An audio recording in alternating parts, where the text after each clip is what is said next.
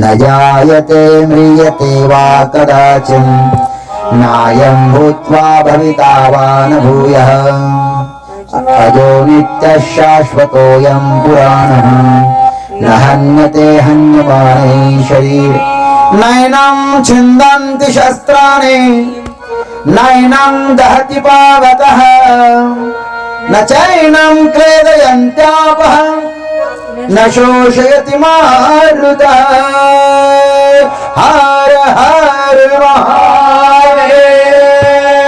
कभी देखा आपने उसको?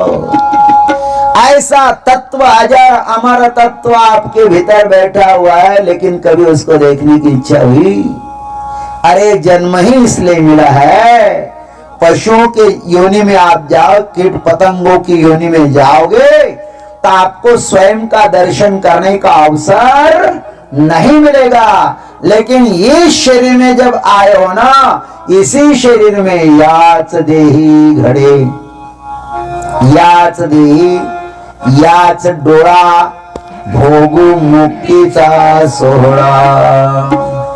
अमर आत्मा सच्चिदानंद में हूँ, अमर आत्मा सच्चिदानंद में हूँ। शिवोहम शिवोहम शिवोहम शिवोहम शिवोहम शिवोहम शिवोहम शिवोहम। अखिल विश्व का जो परमात्मा है, अखिल विश्व का जो परमात्मा है, सभी प्राणियों का वही आत्मा है, सभी प्राणियों का वही आत्मा है। वही आत्मा सच्चिदानंद में हूँ, वही आत्मा सच्चिदानंद में हूँ। शिवोहम शिवोहम शिवोहम शिवोहम शिवोहम शिवोहम शिवोहम शिवोहम। जिसे शास्त्र काटे न अग्नि जलाए, जिसे शस्त्र काटे न अग्नि जलाए, जलाए न पानी न मृत्यु मिटाए, जलाए न पानी न मृत्यु मिटाए। वही आत्मा सच्चिदानंद में हूँ, वही आत्मा सच्चिदानंद में हूँ।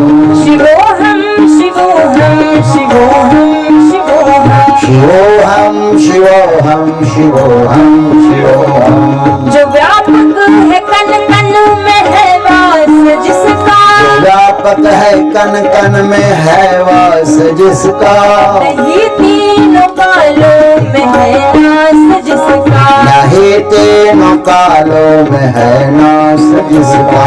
वही आत्मा सच्चिदानंद में हूँ, वही आत्मा सच्चिदानंद में हूँ। शिवोहम शिवोहम शिवोहम शिवोहम शिवोहम शिवोहम शिवोहम शिवोहम। शिवोहम शिवोहम शिवोहम शिवोहम शिवोहम शिवोहम शिवोहम शिवोहम। अमर आत्मा है मरणशील काया, अमर आत्मा है मरणशील काया, सभी प्राणियों के जो भीतर समाया, विज्ञानियों के जो भीतर समाया। वही आत्मा सच्चिदानंद में हूँ, वही आत्मा सच्चिदानंद में हूँ। शिवोहम शिवोहम शिवोहम शिवोहम शिवोहम शिवोहम शिवोहम शिवोहम। यह ज्ञान अर्जुन को हरि ने सुनाया, विज्ञान हरि ने अर्जुन को सुनाया, यह ज्ञान वेदों में ऋषियों ने पाया, यही ज्ञान वेदों में ऋषियों ने गाया। वही आत्मा सच्चिदानंद में हूँ, वही आत्मा सच्चिदानंद में हूँ। शिवोहम शिवोहम शिवोहम शिवोहम शिवोहम शिवोहम शिवोहम शिवोहम शिवोहम शिवोहम शिवोहम शिवोहम शिवोहम शिवोहम शिवोहम शिवोहम शिवोहम शिवोहम शिवोहम। भगवान अपने भीतर में बैठा हुआ है। कब से बैठा हुआ है पता नहीं। आज तक कितने सारे हमने जन्म लिए, 84 लक्ष योनि फिरता दुख भोगिली, पता नहीं। लेकिन तब से यह आत्मा अपने भीतर बैठा हुआ है और ये दरिंदर जीव जो है वह आत्मा को कभी देखता नहीं है और बाहर देखने के लिए उत्सुक है। जो मरने वाला है उसको देखता है और जो अजर अमर है उसको उसने भुला दिया। यह आपकी और हमारी स्थिति है। एक बुढ़िया थी, उसकी सुई गुम हो गई, सुई गुम हो गई तो रास्ते के स्ट्रीट लाइट होते हैं ना, वो वहां पे खोजने लगी। सुई सुई खोज रही, यहां वहां वहां, दिखाई नहीं देती। दूसरा और आदमी साथ में आया, बोले आजी क्या हुआ? बोले बेटा मेरी सुई कहीं तो भी गुम हो गई, मैं उसको खोज रही हूं। बोले मैं आपको मदद करूं? बोले करो। वो भी खोजने लगा। फिर तीसरा बहादुर आ गया, उसकी मन में दया आ गई, भाई खोजे, बुढ़िया की सुई खो गई, वो भी खोजने लगा।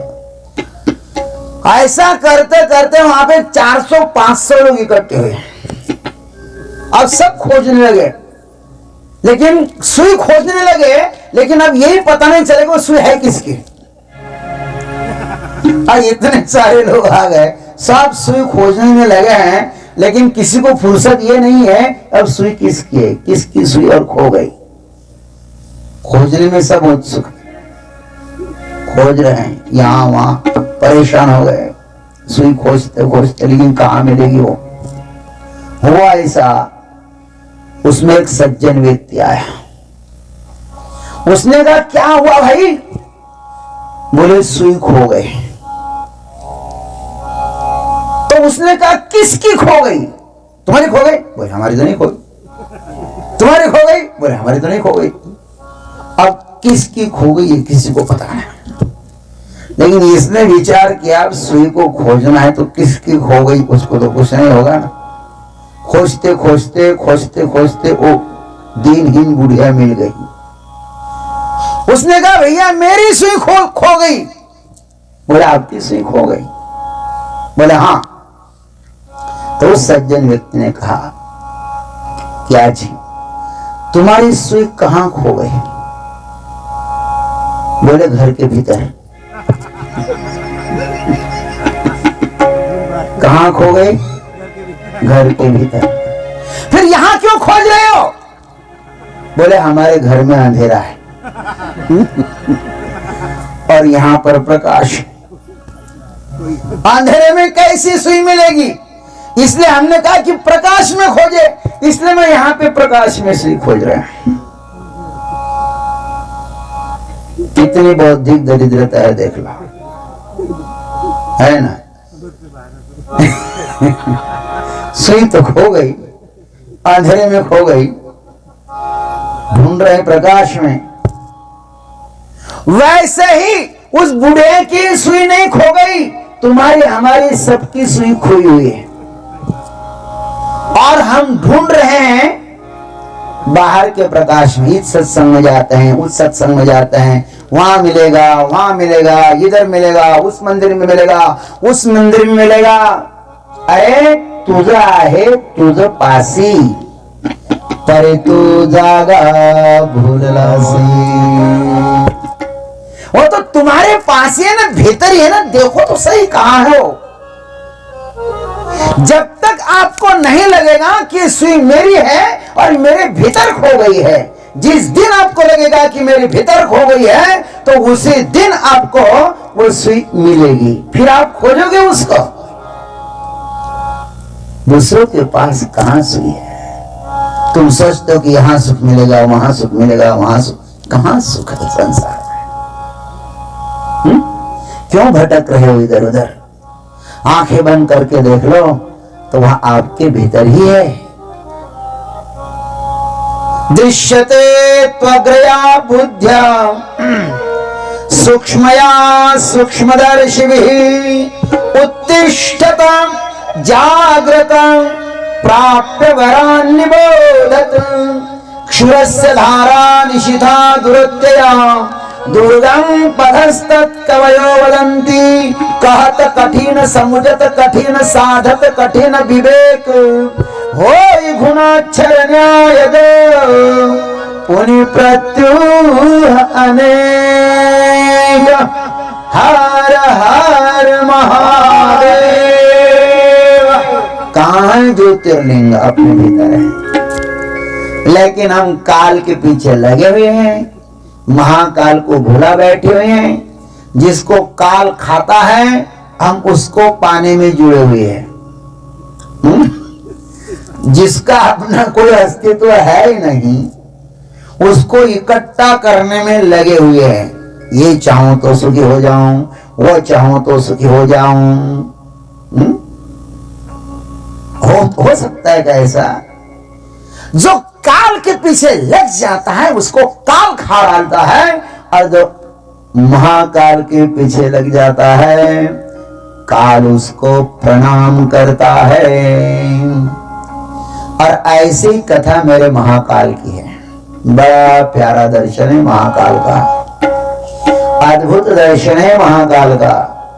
एक ही ऐसा महाकाल है, एक ही ऐसा देव है जिस पर चिता भस्म चढ़ाई जाती है। इसलिए वहां पे चिता भस्म से भगवान का जब श्रृंगार होता है ना, वो बड़ा देखने लायक होता है। वो चिता भस्म का श्रृंगार जिस दिन अपने जीवन में आता है ना, उस दिन आप अजर अमर हो जाते हो। बोलते हैं ना, स्त्रियों को चिता भस्म का श्रृंगार नहीं देखना चाहिए। इसलिए वहां पे जब भस्म का श्रृंगार करते हैं ना, तो वहां जितनी सारी महिलाएं बैठी होती है ना, उसको वहां के पुजारी कहते हैं कि अपने आंखें बंद करो। सही में स्त्री तो जनयित्री है ना, जननी है, जगत धात्री है। वही यदि नष्ट करेगी तो भी संसार चलेगा कैसा? वो तो सर्जन करने वाली है ना, और भगवान भोले बाबा विसर्जन करने वाले हैं। तो वहां तो भस्मारती होती है महाराज। भस्मारती का अर्थ है ये पूरा संसार जब भस्म हो जाएगा और जो बचेगा वह कभी नष्ट नहीं होता। नैनम छिन्दन्ति शस्त्राणि नैनम दहति पावकः न चैनम क्लेदयन्त्यापः न शोषयति मारुतः। देखना हो तो अपने भीतर जो परमात्मा है, चैतन्य है ना, उसको देखो। एक बार ना उज्जैन के राजा चंद्रसेन थे,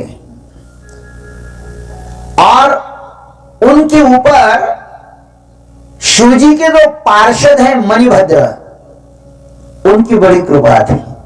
शिवजी के भगत थे, बड़ी शिवजी की पूजा करते थे, शिवजी का अनुष्ठान करते थे। तो शिवजी का जो भक्त है मणिभद्र, वह उन पर प्रसन्न हो गया और उन्होंने उनको चिंतामणि नामक मणि दी। चिंतामणि मणि दी। और चिंतामणि का अर्थ होता है कि वो मणि यदि आपके पास हो तो आपको संसार की कोई भी चिंता नहीं रहती, जो चाहोगे सो पूर्ण हो जाएगा। चिंतामणि का मतलब यह है आपके भीतर कोई चिंता नहीं रहेगी।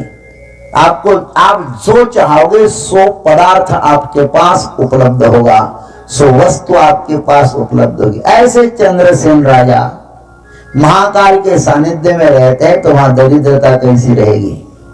जो भी महाकाल के सानिध्य में रहता है ना, वो सम्राट हो जाता है। महाकाल उनको अपने जैसा बना देते हैं। महाकाल का भगत हो और दीनहीन होकर के रहे, वो तो कभी हो नहीं सकता। भगवान महाकाल अपने भक्तों को अपना जैसा बना देते हैं। यही तो महाकाल की उपासना का फल है। चंद्रसेन राजा के पास कोई चिंता थी ही नहीं, मस्त में आनंद में रहते थे, भगवान भोलेनाथ का भजन करते थे। लेकिन उनका सुख देख करके और राजा जलने लगे। हाँ महाराज, दूसरों का सुख देखने के लिए भी हिम्मत चाहिए। दूसरों के सुख में जो सुखी होता है ना, वही सच्चा मित्र होता है। दूसरों के सुख में जो सुखी होता है, दूसरों के दुख में दुखी होना बहुत छोटी बात है, लेकिन कोई यदि आपका मित्र सुखी हो और उनके सुख में आप सुखी हो जाए, बहुत बहुत आपको सुख मिले और सुख मिले और सुख मिले। समझना चाहिए आप ही उनके सच्चे मित्र हो। लेकिन संसार में ऐसा होता नहीं, संसार तो दुखिया है, दुखिया सब संसार है। आपका सुख देख करके दूसरे जल जाते हैं। इसलिए ध्यान रखना, आपको सुखी होना, आप कभी दुखी मत होना। आप ये जो निर्णय कर ले, आप यहाँ पे त्र्यंबकेश्वर भगवान के धाम में आप आए हो ना, आप संकल्प कर लो कि अब मैं कभी भी दुखी नहीं रहूंगा। दुखी होना और सुखी होना ये अपने हाथ में है। सुख और दुख है ना, ये मानसिक होता है। कैसे होता है? मैंने माना तो मैं सुखी और मैंने माना तो मैं दुखी। अधिकतर दुख बाहर से ही आते हैं, और कमजोर जो लोग होते हैं ना, वही दुखी होते हैं, और जो बलवान लोग होते हैं वह कभी दुखी होते नहीं हैं। उदार चरितारांतु वसुधैव कुटुंबकम। जिसका चरित्र उदार है ना, वह व्यक्ति कभी भी किसी से भी दुखी नहीं होगा। हमेशा सुखी रहो, हमेशा आनंद में रहो। आज जो व्यक्ति हमेशा आनंद में रहता है, उसके पास कभी दुख आता ही नहीं। शर्माता है महाराज वहां दुख आने के लिए, हाँ शर्माता है वहां। इसलिए आप सुखी रहो। आप सुखी रहोगे तो आपके दुश्मन भी बहुत बनेंगे। इसलिए बनेंगे कि वो चाहेंगे कि आप सुखी ही न रहे। लेकिन उन क्या बोलते हैं, डबरे के पानी के लिए आप अमृत का कुंड मत छोड़ देना। अधिकतर हम ऐसे ही करते हैं, मैं तो बहुत सुखी था लेकिन उस आदमी ने मुझको दुख दिया। अरे संसार के किसी भी व्यक्ति को आपको दुख देने की ताकत नहीं है। यदि आप भीतर बलवान हैं तो, यदि आप भीतर सक्षम है तो, यदि आप भीतर समर्थ है तो संसार का दुख आपके पास आएगा। आप काय के लिए कचरा इकट्ठा कर रहे हो? गली में कोई सड़ी गड़ी चीज किसी ने डाल दी, आपने उठा ली और अपने जेब में भर ली। अधिकतर हमारा देह कूड़े कचरे से भरा हुआ है। किसी ने कुछ कह दिया, तुरंत अपने मन में रख दिया, और मेरे मन में तो ऐसी बात आपने ऐसा कह दिया, ऐसा बोल दिया, और मेरे मन से वो जाता ही नहीं। देखो ये कचरा, ये गंदगी है, कचरा अपने भीतर मत रखो। इतना सुंदर शरीर है, इतना प्यारा शरीर है, ये बार बार नहीं मिलता है। इसलिए हमेशा अच्छे विचार करो। कौन है इस संसार में आपको दुख देने वाला? संसार में दुख नाम की कोई चीज है ही नहीं। ये सुख दुख जो आते हैं ना, वह केवल आपकी परीक्षा लेने के लिए आते हैं, केवल आपको हिलाने के लिए आते हैं। एक झोली में फूल भरे है, एक झोली में काटे रे, कोई कारण होगा। एक झोली में फूल भरे है, एक झोली में काटे रे, कोई कारण होगा। एक झोली में फूल भरे है, एक झोली में काटे रे, कोई कारण होगा। फूल भरे है, एक झोली में काटे रे, कोई कारण होगा। तेरे बस में कुछ भी नहीं, ये तो बांटने वाला बांटे रे, कोई कारण होगा। तेरे बस में कुछ भी नहीं, ये तो बांटने वाला कोई कारण तेरे बस में कुछ भी नहीं, ये तो बांटने वाला बांटे रे, कोई कारण होगा। बस में कुछ भी नहीं, बांटने वाला बांटे रे, कोई कारण होगा। कोई कारण होगा, कोई कारण होगा भाई। तुम काय के लिए कचरा अपने भीतर रखते हो? लेकिन चंद्रसेन राजा बड़ा प्रसन्न है, और महाकाल के पास रहकर के भी यदि तुम दुखी होते हो तो फिर ये तो महाकाल का अपमान है ना। जो महाराज इस महामृत्युंजय मंत्र का जाप करता है, ओम त्र्यंबकम यजामहे सुगंधिम पुष्टिवर्धनम उर्वारुकमिव बन्धनान् मृत्युर्मुक्षीयमामृतम्, इस मंत्र का जाप करने वाला व्यक्ति यदि दुखी होता है तो उनके जैसा दरिंद्र और दूसरा कौन होगा? इस महामंत्र का जिसने आश्रय लिया हो, मैं आपको बताऊं मेरा अनुभव, मेरे पास कभी कोई दुख आता ही नहीं, और ऐसी कोई इच्छा नहीं जो मेरे मन की इच्छा पूर्ण नहीं हुई हो।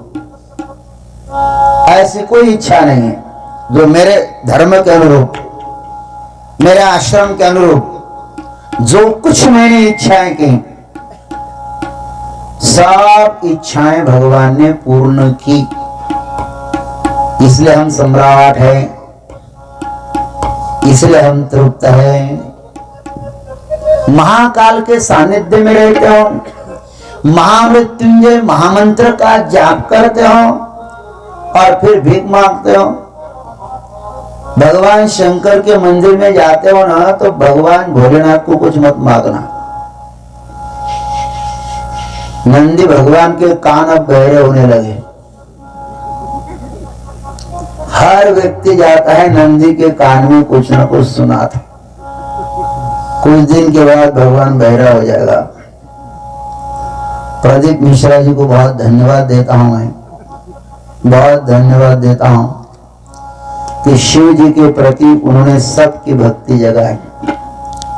अब देखो अपने यज्ञ में ना अधिक लोग नहीं आए ना, सोलापुर के बहुत लोग आते थे, 100 लोग आते हैं, लेकिन पंढरपुर में प्रदीप मिश्रा जी की कथा बहुत सालों, स्वामी जी हमको एक बार जाने दो ना वहां पे, हम आएंगे लेकिन अब वहां पे, मैंने कहा जाओ आनंद ले लो, जिसको जहां आनंद मिलता है वहां उसका आनंद ले लो। वहां पे उनकी कथा चल रही बढ़िया, कितने आनंद की बात है। देखो जिस मंदिर में पहले कोई जाता नहीं था, शिव जी के मंदिर में, वहां पे उस मंदिरों का श्रृंगार होने लगा। मैंने तो कितने सारे शिव जी की स्थापना की। अभी यहां से जाऊंगा तब एक है जगह, वहां से आया तो नागन चौकी के हमारे युवराज जी हैं, उनके गांव में शिव जी की स्थापना की। अभी जाऊंगा फिर एक शिव जी की स्थापना करना है। कहने का तात्पर्य यह है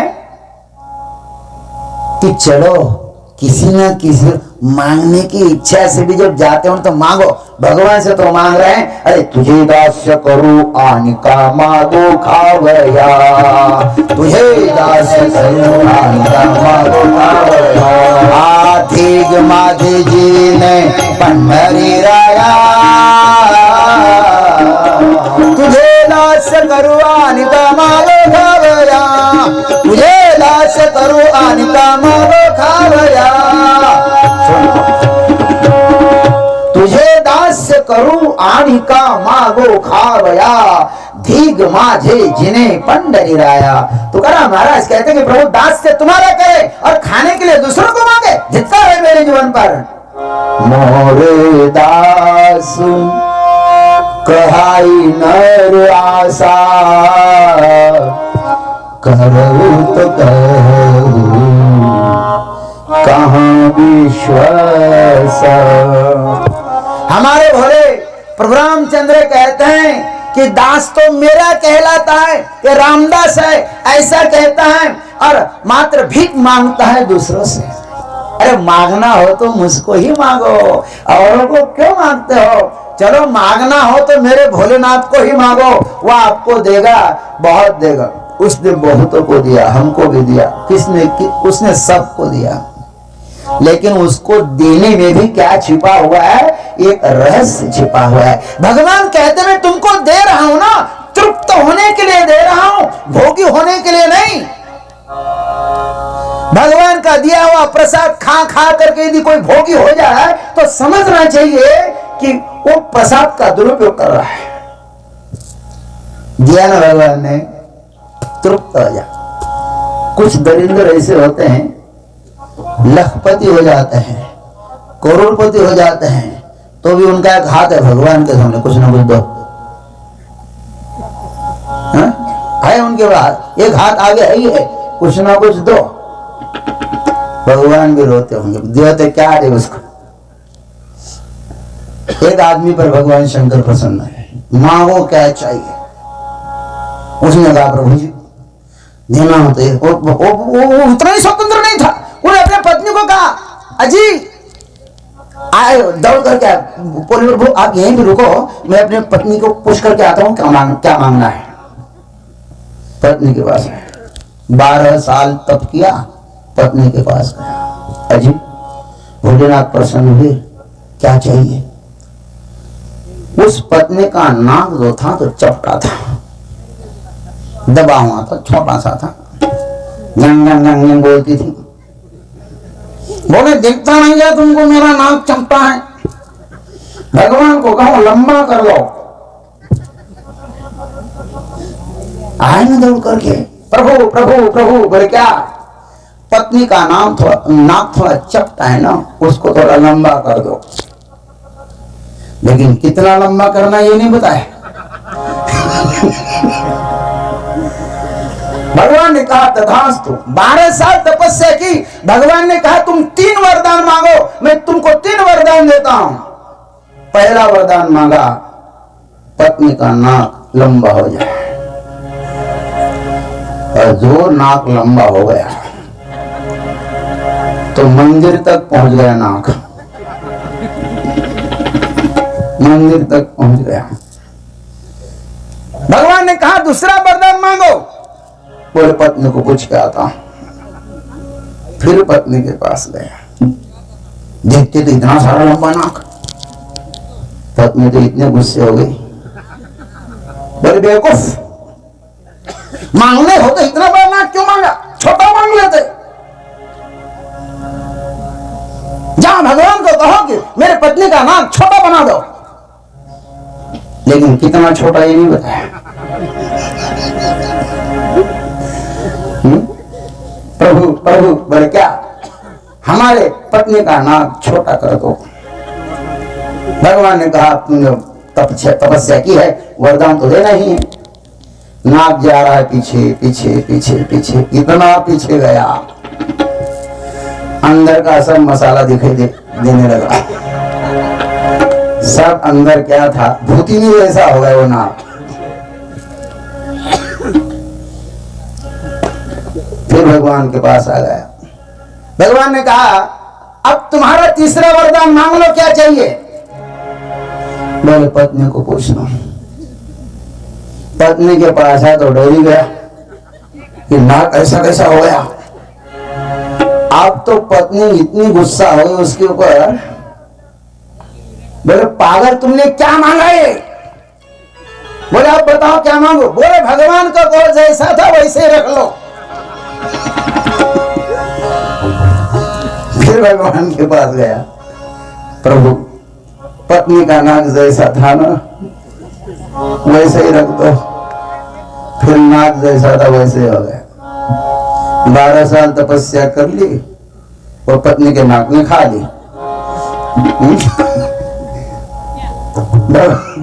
भगवान से क्या मांगना, हमको कहाँ मांगना आता है। भगवान के पास जाकर के सिर्फ खड़े रहो, नसांगता करे अंतरिची गूंज। भगवान सब जानते हैं भाई, चींटी के पांव में घूर बचता है ना, वो अभी परमात्मा सुनता है। मांगो मत भगवान को,